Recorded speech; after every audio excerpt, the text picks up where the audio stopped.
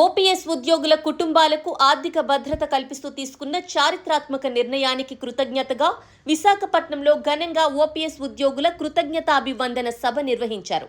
ముఖ్యమంత్రి నారా చంద్రబాబు నాయుడు చిత్రపటానికి ఉద్యోగులు క్షీరాభిషేకం నిర్వహించి థ్యాంక్ యూ సీఎం సర్ అంటూ నినాదాలతో సభా ప్రాంగణాన్ని మార్మోగించారు.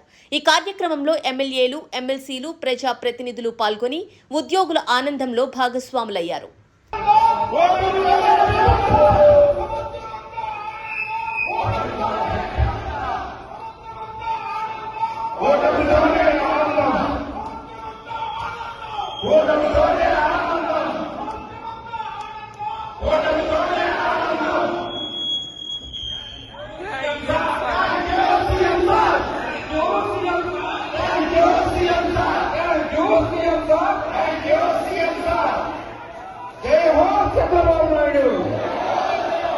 జై హో చంద్రబాబు నాయుడు గారు.